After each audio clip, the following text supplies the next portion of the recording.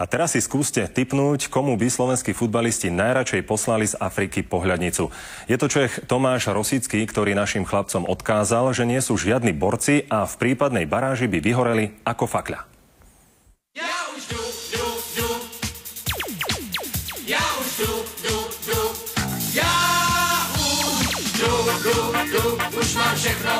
Ahoj Tomáš, ako sa ti darí? Dúfame, že tvoja rehabilitácia pokračuje úspešne a ešte si niekedy zahráš, lebo ako futbalový teoretik by si sa neuživil. Nebudeme ti klamať, Afrika je krásna. Vraj máš rád rozprávky? Tak si pozri náš zajtrajší zápas s Brazíliou. My si totiž tú rozprávku užívame.